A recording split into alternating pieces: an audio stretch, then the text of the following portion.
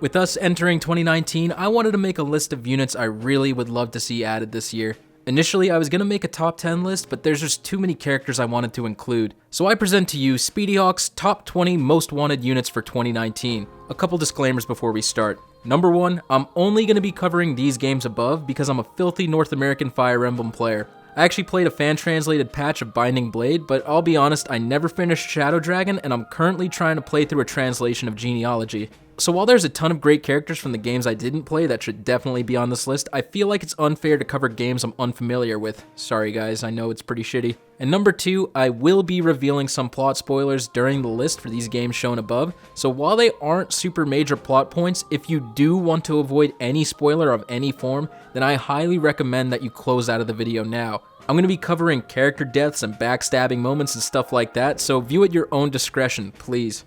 With that out of the way, I think we can start, so let's begin, starting with number 20.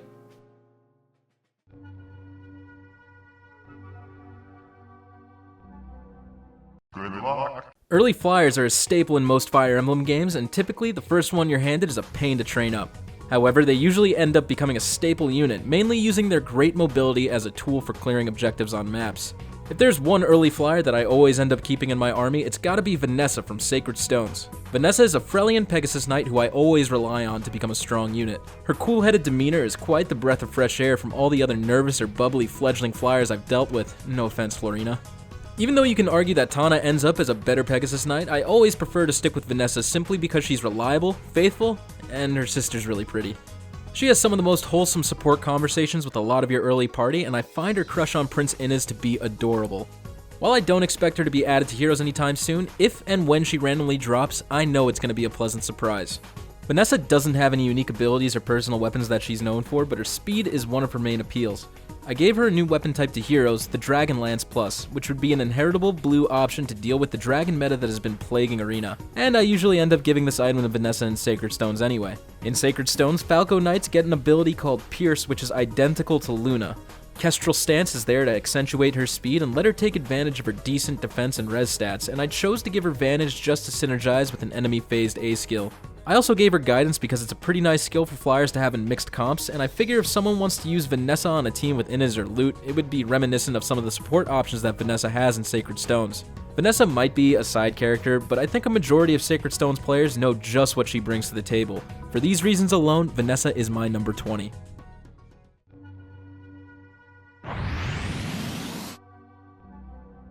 Good luck. Even though Bravelyn has pissed off more than enough people in the arena, there was one character who instantly came to mind when Bow Cavaliers were brought to the table. Wrath of the Kudala has quite an impressionable introduction to say the least. As Lyn is being surrounded by baddies threatening her, Wrath storms on the scene and crits the ever-living shit out of one of them. Being the only Nomad-classed unit in FE7, he is solidified in my memory as one of the coolest characters to use on the quest of Blazing Blade. Plus, he can use a sword. Wrath was a child prodigy, displaying monstrous skill with the bow at a very young age. However, he was banished from his village due to a prophecy claiming that he would bring the end of the Kudala tribe. Traveling on his own for several years, Wrath abandoned any form of dependence on anyone, becoming a stoic man, devoid of any emotion. That is, until he met Lady Lindis.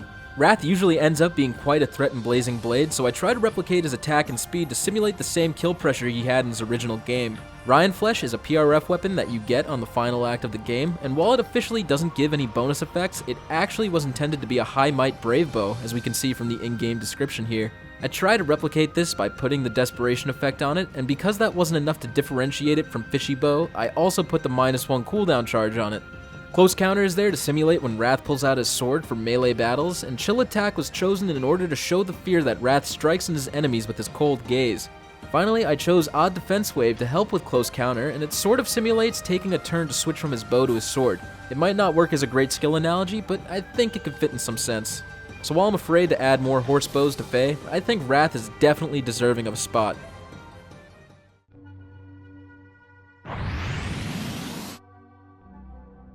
Good luck. Even though archers and Shadows of Valentia don't have the best stats and growths, I felt like I couldn't have completed the game without using them.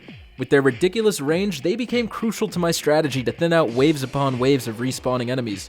It's tough to choose which archer I like better in SOV, but considering that we got Leon during Alm's debut banner, it's easy for me to put Python on this list. On the exterior, he may seem like a lazy good-for-nothing who should never have joined the Deliverance in the first place, but once I dug a little deeper, I realized that Python was a character who had his priorities in life straight. Only doing the bare minimum to accomplish his tasks, and only pursuing things in life that interest him, I found his character to be extremely relatable. Plus, he has some of my favorite voice lines in the game. Fine, twist my arm. In Shadows of Valentia, Python can hit really hard with his high attack stat, but his defensive stat and skill stats are almost a joke. Also, his speed isn't too great. I rarely remember being able to double enemy units, even with Guidance 1-speed differential equation. In some of the DLC for Echoes, you can actually obtain Python's bow, and one of my favorite longbow skills to use in the game is Encloser. Encloser is effectively the same as Gravity Plus, so I decided to throw it on his PRF. Deathblow is going to drive home just how hard Python can hit, if he does, and I gave him Defense Feint just to simulate the ridiculous 5 range that archers can get in SOV. If Python ever gets added, I do expect him to get demoted like Leon, but hopefully by the time he comes out, these strong skills are ready to be added to the 4-star pool.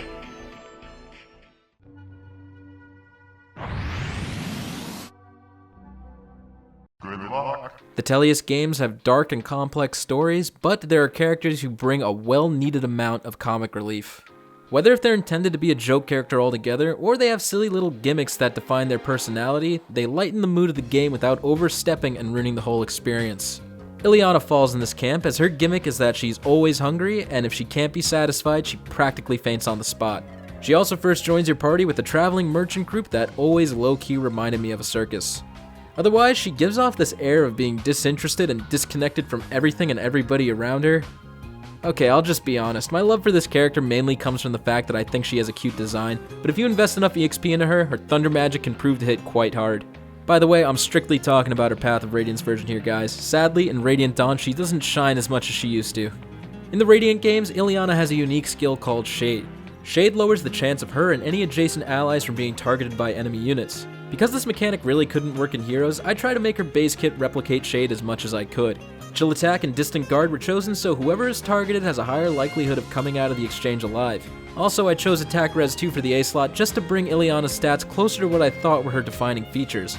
I chose Rex Bolt for her weapon simply because Ileana is one of the only characters in the game that can wield this tome. Originally, it gave +3 skill to its wielder, ensuring that their hit rate would go up, but Heroes doesn't have accuracy, so I decided to make it a cooldown reducing tome with Heavy Blade built in, just to simulate getting crits. While Ileana definitely isn't one of the strongest characters in original games, I think if she's added to Heroes, she will quickly charm new players who don't know of this hungry mage. I'm assuming she's popular though. She even made a cameo in Tokyo Mirage Sessions.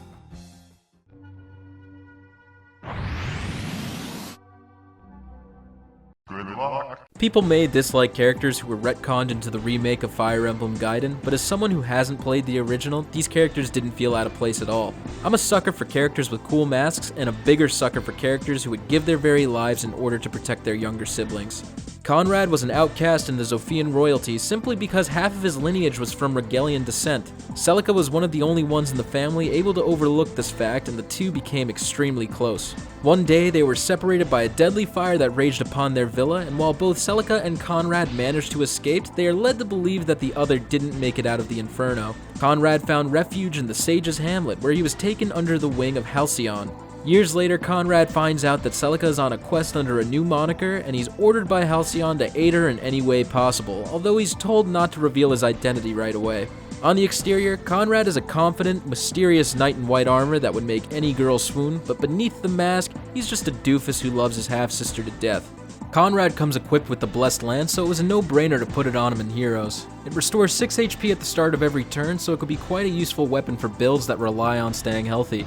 The rest of Conrad's kit was designed in order to signify his protection of Celica. Swap, Attack, Defense, Link, and Close Guard all fit that theme, and Bracing Stance is in his A slot in order to do more justice than his BST in Heroes will allow. Overall, Conrad comes in at number 16 for me, simply because I find him to be an interesting character, and I think he really has a great design.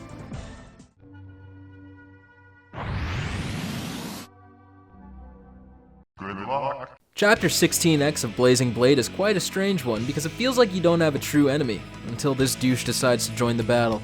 Elwood and company need to find a vessel in order to sail to Dread Isle and run into Captain Fargus at a local tavern. Fargus's price for a ride is far too steep, but he sees that the company is extremely determined and decides to test them to see if they're worthy. On this chapter, the party is able to recruit Canis from the nearby village and... oh hey, that guy over there looks totally recruitable. Oh, he doesn't want to talk? Maybe I didn't bring the right unit. Oh well, I'll look it up after my first playthrough. What? Oh, thanks Fargus. I'll take good care of him. Dart comes as one of the most unique classes to Fire Emblem, a pirate. His personality might be a little one-note as a crass pirate, but I always love using Dart in my playthroughs because he ends up as a crazy strong berserker. That is, if you can find the ocean seal hidden in the Nevada desert and decide to use it instead of selling it for literal heaps of gold. He even has some hidden connections to some of the early characters through his supports, so to me, he really feels like he's part of the family. While Dart may have a pretty poor res and skill stat, he actually boasts a really high speed stat and attack for an axe user. For this reason, I try to make Dart into the brawler he really is. The Devil Axe is really an interesting weapon in the Fire Emblem series. Boasting a ridiculous 18 might as an E-grade axe makes it seem like a broken weapon, but this thing has a chance to completely reflect all of its output damage back at its wielder, even when attacking walls. There's no RNG in heroes besides when summoning, so I try to replicate the effect as best I could. Devil Axe will give +5 to all combat stats if the user is initiating, but will take 10 HP in return. If Dart is initiated on, he won't take the health penalty, but in turn he's also missing out on those 20 bonus stats. Vengeance seems like an obvious choice for an effect like this, and I feel like it's the most underused special in the game, so why not? Brazen Attack Speed and Desperation both synergize extremely well with the PRF like Devil Axe, and I really think it sends the whole Berserker message home. In his C slot, I decided to get a little adventurous and gave him a unique ability, Pirate Boots. This will allow Dart to traverse mountain and sea tiles, but they're going to be treated like forest terrain for infantry, reducing his movement by 1 when he enters the tile. This might be a little broken on certain maps, but because pirates have the unique ability of being able to cross water, I felt like it would be a new skill that's true to its source material. I really need axe units I want to invest in, and if Dart's eventually added to heroes, I would go all out for him. Plus, it would be really cool to have another member of the White Bandana Club.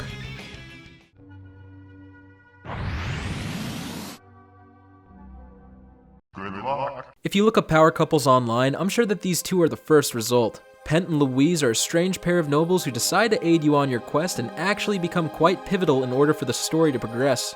While both are amazing characters, I didn't want to include both of them on this list, so I put my favorite of the two at number 14. Louise is a gorgeous sniper who has an undying love for her Lord Pent. While she comes from a lowly heritage, her most notable character trait is that she's one of the most down-to-earth people. When Pent was courting, countless women would come and try to impress him with dance, cooking, song, and beauty.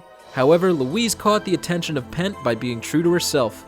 She showed her skill with a bow and vowed to protect him, and he instantly knew that Louise was a keeper. While having the appearance of a poised and elegant noble, Louise comes off as a maternal figure for a lot of the cast. Some people may say that Louise isn't a good character because she doesn't have any flaws, but hey, you can always point out the fact that she's a sniper. I decided to design Louise as a Tempest Trial reward simply because she comes with a silver bow in Fire Emblem 7, and I couldn't think of any other weapon that would fit her better. I gave her Rally Up Attack Plus to show that she encourages everyone around her to be a better person. Attack Speed Bond will work when she's adjacent to an ally, hopefully to Lord Pent, and Chill Defense 3 will really help her when chipping down enemies like she does in Blazing. Like I said, Pent and Louise are pretty much a package deal, but if IS ever decides to add them, I'm really anticipating Louise's release.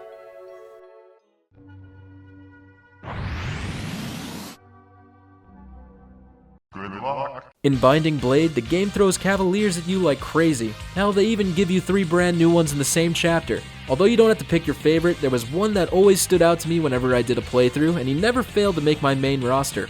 Not only does Percival have one of my favorite character designs in FE6, he's also a textbook example of a mid-game joining pre-promote who can shine just as much as your most heavily invested units. This general is forced to fight against his will for the army of Bern because he's led to believe that Prince Mildane of Etruria has been killed, and as a result, the weakened and grieving King of Etruria is captured and held hostage. Luckily, Prince Mildane happens to be in your party, disguised as a bard named Elfin. Once Percival finds Elfin, he quickly turns to your side and makes it his quest to return Etruria to its former glory. This man is all business, straight to the point, and quite the force to be added to Roy's army. Percival really has it all in FE6, so I try to balance out his kit as much as possible. I decided to make Percival's Lance, which is going to give him +3 defense, and when he initiates he will also get Sturdy Blow. Aegis is there to help him defend against magic attacks, and Swift Sparrow was chosen just to make his player phase that much better. Dull Close is fairly underrepresented in heroes, so I figured it would fit Percival well because he's a man that cuts straight to the point. No buffs are gonna deter him. Attack Smoke will also allow him to frontline packs of enemies, much like I do when I use him in Binding Blade. Heroes' BST limit really makes it hard to do characters like Percival justice. I know Lance Calves are overabundant, but I know I'm crossing my fingers for him to drop in the upcoming Binding Blade banner.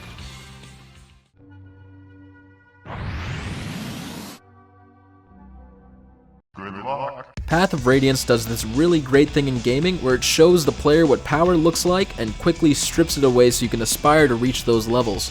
Early on, Ike joins an already established Grail mercenaries fit with veteran, grizzled units who show that they are leagues above Ike and his rookie friends. One of my favorite units who fits this description is Chignon. I have to admit, on my first playthrough, I hated this guy's guts. Chignon openly despises Ike, and he basically is the first to leave when everything goes south. He also hates the LeDoux, and it's almost impossible to get along with the guy. I mean, he only has one friend, and he's a self-absorbed meathead. However, through the thick and thin, Chignon reveals his true loyalty for General Grail, and if you show you're worthy of respect, there's no better ally. What really won me over with Chignon were his supports with Rolf, where it's revealed that he's sort of like a secret uncle for the young archer. Chignon may be extremely blunt and selfish to a fault, but he's a man who understands how life works and is just doing his best to survive day by day. Plus, it also helps that he stars in one of my favorite cutscenes in Radiant Dawn. Seriously, when I saw him make this crucial shot, he quickly climbed the ladder of my favorite characters. Chignon typically is a character that starts out ridiculously strong, but then ends up being outclassed later due to availability. However, in the early games of both POR and RD, he's an extremely competent unit and he can easily chunk down opponents in his range. I gave him Silencer, a weapon unique to him in Radiant Dawn. I know some people might want to give him the double bow, but I felt like this weapon fit him more as a character and gave him a more unique playstyle than any old close counter archer. While Silencer is just a really strong bow stat-wise, it doesn't have any secondary effects, but as its name suggests, I thought it would be interesting to give it the Flash Plus effect. Attack Res solo fit well because Chignon is pretty self-sufficient and I think he needs more res than what I gave him. Water Sweep is a skill that made Chignon feel more like an undetectable sniper, and even Attack Wave is going to help him hit harder because on player phase he's only going to be attacking once. I also want to justify using a wave skill to replicate the biorhythm system, but I know that's a stretch. Chignon always stood out to me in Fire Emblem because it's pretty unique to be handed a pre-promote sniper in the beginning of a game. With his iconic design and memorable attitude, I think he's pretty much guaranteed to be added to heroes at this point.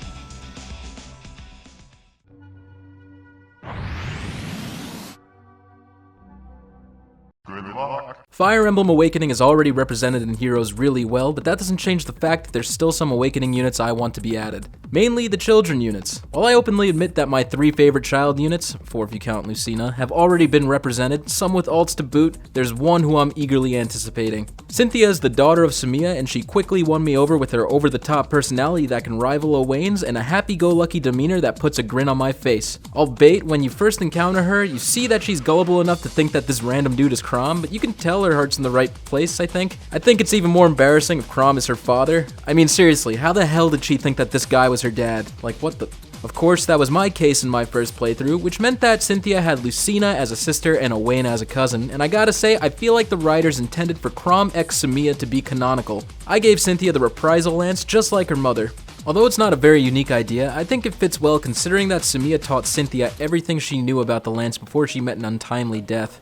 Rally attack speed fit in my opinion because Cynthia feels kinda like a cheerleader with her heroic demeanor. Relief is a skill that Dark Falcons learn in Awakening, so I thought it might be an interesting skill to have in Heroes. If Cynthia has no units, allied or enemies within a 2-tile radius, she can restore 20 HP at the start of a turn. This would synergize well with attack defense solo, but in the cases where she has to be near her team, I felt speed tactic would be a nice option for her C slot.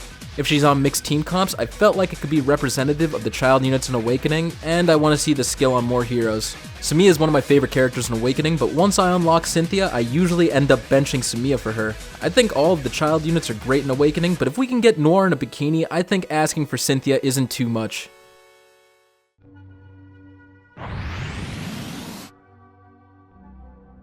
Good luck. A common character archetype in Fire Emblem is the enemy Wyvern Rider who doesn't agree with how their nation's being run. Eventually, they change allegiances because their moral compass can't allow them to continue serving the bad guys. However, there's one character that always jumps out at me in specific. Not only does he have a great sense of justice, but he's actually stabbed in the back by his own general. Cormac has an amazing relationship with his brother Glenn, who happens to be a high-ranking commander in the Grotto army as well. In Erica's route, Glenn faces Erica but realizes that he can't bring himself to kill her. Walter, being the one to command Glenn to murder Erica, jumps in and duels Glenn to the death. Glenn falls in combat and Walter brings his mangled corpse back to Cormac. Cormac, enraged by the sight of his dead brother, is pointed by Walter in the direction of Erica, blaming Glenn's death on her evil and ruthless ways. Cormac encounters Erica later on, ready to slay her, but quickly realizes that Erica's not the woman that Walter portrayed her to be. He correctly assumes that Walter was the one to kill his brother, so he agrees to join Erica in order to exact his revenge on the Dark Moonstone himself. If you have Cormac fight Walter in Chapter 15, the conversation they have shows that Cormac really is ruthless to those that harm his loved ones, promising Walter a slow and painful death. Cormac is a man with a love for his country, but as Grotto shifts due to its corrupt leadership, he feels it's his duty to restore his homeland to its former glory. He may have a rough exterior, but Cormac proves to be quite a caring person. He even goes out of his way to ask Natasha to heal a stray kitten just because he doesn't want to see it suffer. Cormac truly is a monster in combat, with his only weakness being his low resistance stat. I gave Cormac the Cursed Lance, and although Walter already wields this weapon in Heroes, Dussel actually ends up giving it to Cormac in their A support. Attack Speed Push seemed like a fitting skill for Cormac, meaning that his first strike will inflict devastating damage, and along with Cursed Lance, Cormac will be trading his HP points for raw power. Speed Defense Link was chosen simply to bolster Cormac's physical tanking abilities while also aiding his allies, and even Attack Wave will give Cormac burst potential. If they ever do decide to add Cormac, despite what type of kit he gets, I know I'll be using him a ton, because Cormac was one memorable and badass dude.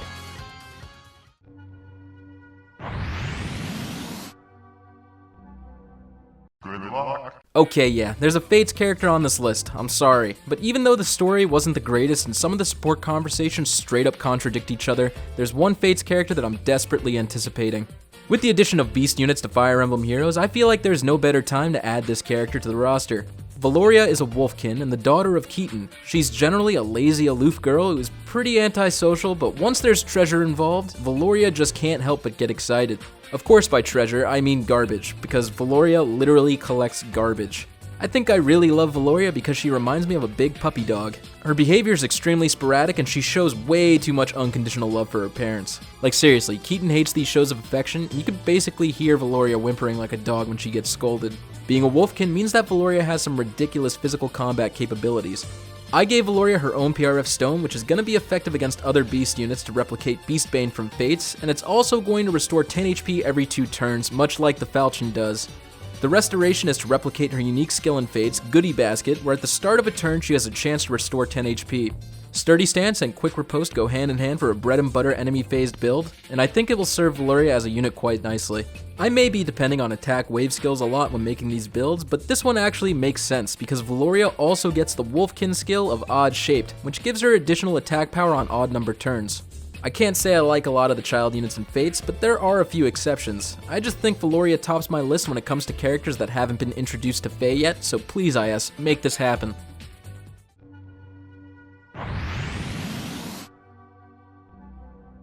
Good luck. As an 11-year-old boy, I was naturally drawn to the edgy Myrmidon class when I was first introduced to the Fire Emblem series. I was amazed by the animation of the GBA game, and seeing characters land critical strikes quickly became one of my favorite parts of Fire Emblem in general. So obviously this meant that when I was introduced to this guy, I instantly fell in love. Whether you pronounce his name Guy or Guy, he became an instant staple of my army simply because of how cool the Myrmidon class was. Guy is a Sakaean who grew up disappointed that he wasn't a good archer like most Sakaeans are. However, the leader of his tribe told him that he had potential with the sword, so Guy quickly set off to master the blade. While a bit skittish and easy to startle, Guy eventually goes from an aspiring rookie to being able to equal the title of Sword Saint. I think I put myself in Guy's shoes as I first played the game because he was what I wanted to be if I were in Fire Emblem. Plus, he was instantly floored with Priscilla's beauty just like I was when I first saw her. Ah yes, please, let me pair this couple in Heroes. Guy boasts the typical stats for a Swordmaster, ridiculously high speed and skill, but low defenses, HP, and attack. Swordmasters rely on their ability to dodge for defense and their ability to land critical strikes for their offense, so I felt like a special-based kit would fit Guy perfectly. I gave him the Nameless Blade simply because it has the effect I would want Guy to have. However, unlike Carol or Fur, I gave him Wrath right off the bat so he can use the devastating combo without a hefty fodder sacrifice.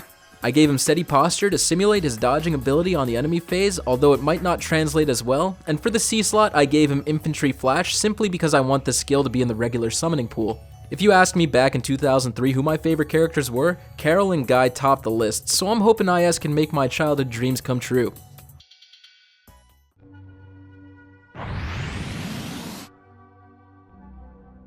Good luck. In the Tellius games, there are so many great flying units to choose from, but what better one to choose than the commander of Benyon's Holy Guard? Sigrun is loved by all with her compassionate and empathetic tendencies. But I ask you this, what would Sigrun be without her deputy commander?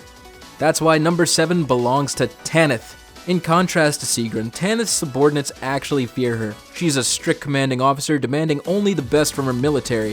A flyer who thinks with her head before her heart, Tanith has dedicated her life to serving the Apostle Sonaki.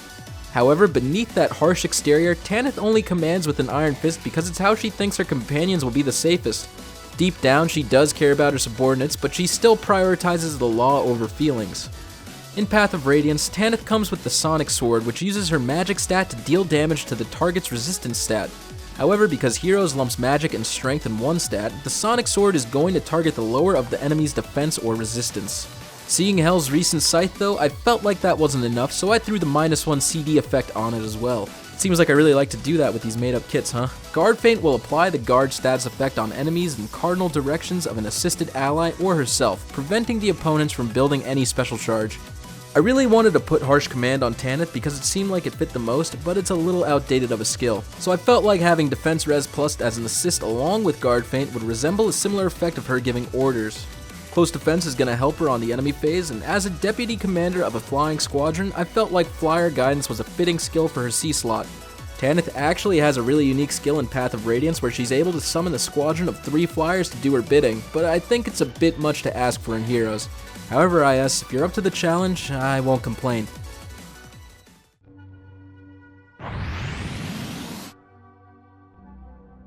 Good luck. Ah, the General. A class that is revered for its high defense and strength, mowing down all who dare stand in their path. As many of you know from my channel, I cannot stand using armors, and this isn't exclusive to Heroes. In mainline Fire Emblem games, I avoid this class like the plague. However, there's usually an exception for most things. Although Hector is pretty much an untouchable god in FE7, there is a man who comes close to rivaling his prowess on the battlefield.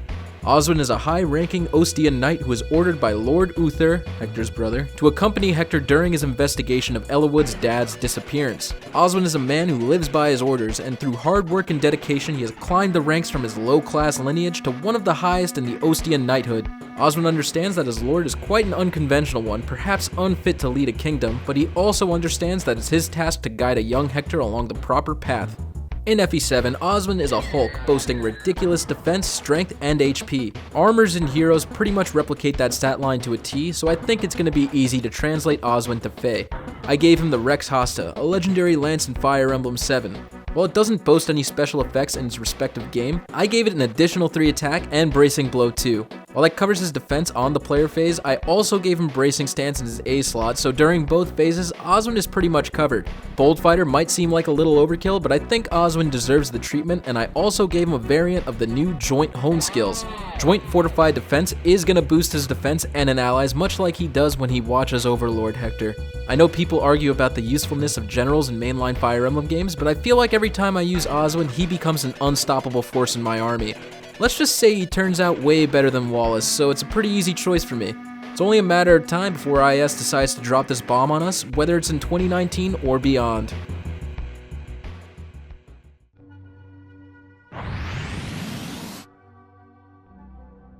Good luck. You may be wondering why there's a shocking lack of LeDoux units on this list. That's simply because Tabarn and Racing were already added to Fae in January. But there's still one LeDoux who I end up using, despite being a less useful unit than the previous 2 mentioned. Leith is my choice for number 5, and I gotta say I instantly fell in love with this character. Not just because she's an adorable cat girl, but because her personality shocked me from what I initially thought she was gonna be.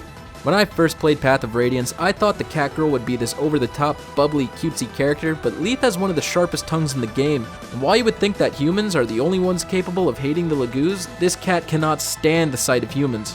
After fighting alongside Ike and company, her opinion on humans is swayed a tiny bit, but I think it's safe to say that Leith doesn't trust a majority of them. Leith's most defining stat is her speed. I gave Leith her own PRF Claw with a cooldown charge -1 effect and Darting Blow. She comes with Bayork Guard in Path of Radiance, so while it may seem like a waste of an A slot, I think it stays true to her original kit. Bayork Guard would work much like the other shield skills, negating the effect of the eventual anti-beast weapons that will be added to Faye. I stuck Wrath in her B slot so she can get some much needed bonus damage, and I put Goad Beasts on her C slot because as a commanding officer of a Galleon platoon, I think it fits nicely. I know you might hate me for putting her on this list instead of some other great LeDoux characters, but Leith has always been one of my favorite characters to use, thus solidifying her in my top 5 most wanted units for Faye.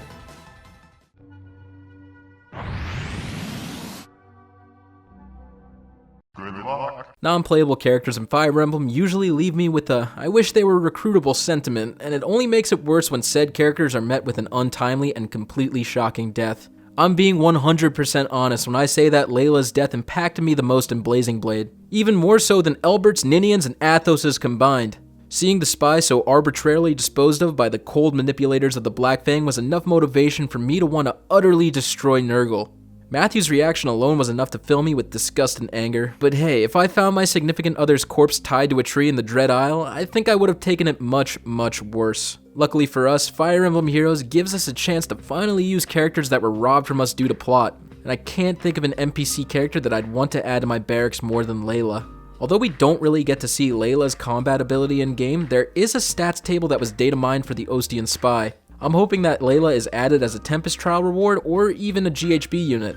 I made up a new dagger for her called the Infiltrator, which boasts 12 might and gets additional bonus damage calculating from the difference of the target's defense and res stats. This effect will cap at 10 flat damage, but I'm hoping because Leila has a pretty good speed stat that she'll be able to turn the tables in some really unconventional matchups. I gave her attack res bond so she can be near Matthew while tanking mages and dealing damage out, and Poison Strike seems like a skill that a spy would actually use. Leila comes in as my number 4 because I always wanted to use her as a character, so if IS does decide to add her, I don't care whether she's a TT, GHB, or even a regular summoned character. I just want to use her and finally give her and Matthew the happy ending they deserve.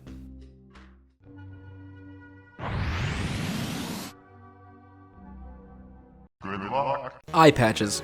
I think that's all I have to say for you to know where this is going. Coming in at number 3 is Har from the Radiant Games.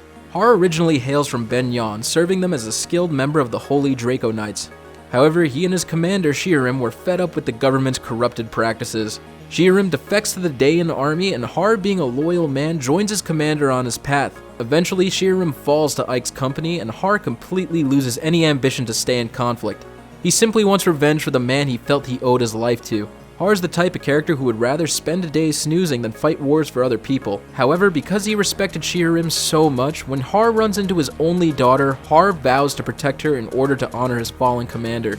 Har is arguably one of the best units in the Tellius games, easily top 5 in my book. He comes with the Brave Axe, so it kind of became his signature weapon for me. I decided to give him Har's Axe, which mimics the Amidi as an 11 might -2 speed Brave weapon. Attack Defense Bond and Joint Hone Attack will ensure that Har is ready to win trades in any melee matchup, and Guard is there to mimic the cancel ability that Har gets. While it may look like I didn't do Har's base speed any justice, I figured that his axe will make up for it on the player phase. I had to take points from somewhere to flesh out Har's other stats, so this made the most sense to me. Har was one of those units who I always was hoping would be recruitable because he seemed like such a cool character, so when it finally ended up happening in game, it blew my mind. I'm assuming Har is a fan favorite considering he ranked so high in CYL2, and I'd have to agree, please add this unit, IS.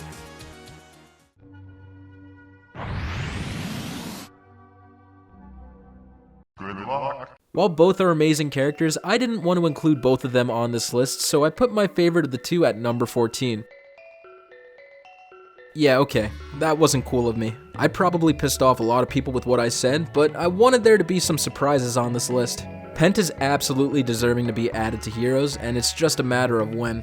I already covered his relationship with Louise, so let me talk about him. Pent is the sole student of Archsage Athos, one of the blessed 8 legends who basically ended one of the greatest calamities in all of humankind. So while you may think that being a sole student for some old guy is kind of impressive, you should know that Athos is centuries old, meaning Pent is just that good. Being Count Regle and a mage general of Etruria, Pent really shows that his skills match the cloth he's cut from. When you first encounter him in the Nevada desert, I was terrified for him. Hey, there's a recruitable unit out in the middle of the desert and he's surrounded by like a bajillion enemies. We have to get there as fast as we can and rescue this guy. I was completely wrong. Even though Pent is a sage, he proceeded to 1v20, landing critical hit after critical hit. While most would probably be concerned that Pent is stealing EXP from the player, I definitely just sat there in awe, watching this man completely dismantle hordes of enemies. Pent is a living legend, joining as a pre-promote with incredible base stats and an A support to help him out. While other mages might be able to beat him out in the end, I think just plot-wise Pent deserves only the best treatment in FEH. I gave him the Fimbulveter as a PRF. Being an Ice Tome, I thought having built-in chill effects for both attack and speed fit nicely. Attack Defense Solo was chosen to simulate Pent's solo rampage in the Nevada Desert. Chill Res will further his debuff potential and allow him to secure kills on specific targets, and even Speed Wave will push him to the point of doubling a lot of the cast on even turns. On my first playthrough of FE7, I relied on Pent like a crutch. Most of my units were underleveled due to my reliance on Marcus, so when Pent joined my army, it was a gift sent from the gods. I'm really hoping IS adds both Pent and Louise as a package so I can finally reunite the happy family in Heroes.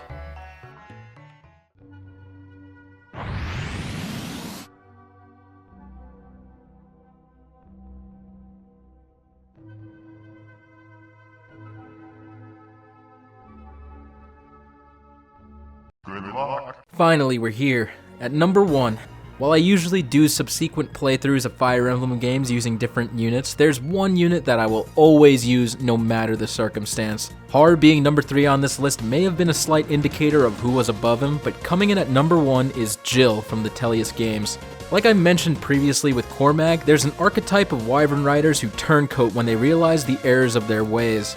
If you weren't aware, she is the daughter of Shirim that Har vowed to protect. Because Shirim defected to the Dayan army, Jill was raised in an environment where it's taught that LeDoux are filthy subhumans. Not knowing any better, Jill jumps in to help Ike's army when they are faced with a flock of crows from the kingdom of Kilvis. Jill admits that she only helped because she wanted to kill some LeDoux, but after interacting with Ike's company, which has LeDoux in it, Jill quickly realizes that what she was taught isn't correct at all. Jill's supports in POR really solidified her as my number 1, and while she only shares 3 conversations with Har, Mist, and Leith, I think all 3 of them are winners. Jill really has it all. Good character development, great stats, and a beautiful character design. I ended up putting the Beast Slayer on Jill to represent her LeDoux hunting Dayan ways, plus I think it's inevitable that anti-beast weapons will be added to heroes. Gale Force is there to replicate Canto, a staple skill that makes Jill as amazing as she is. Sturdy Stance is there to accentuate her physical combat prowess, and I chose Guard for her B slot simply because I always end up putting Cancel or Guard on her in Path of Radiance and Radiant Dawn. Guidance is in her C slot just because I feel like it fits, although there may be better options for this skill. I kind of designed her not to be ridiculously OP in the hopes that she might be a banner demote so I can plus 10 my Wyvern waifu. It's definitely hard to pick a number 1 on this wishlist, but if I'm being true to myself, nothing would make me happier than seeing Jill finally added to Heroes. It's shocking to me that she hasn't been added after all this time, so maybe IS is holding on to her and Har for when they hit a tough patch.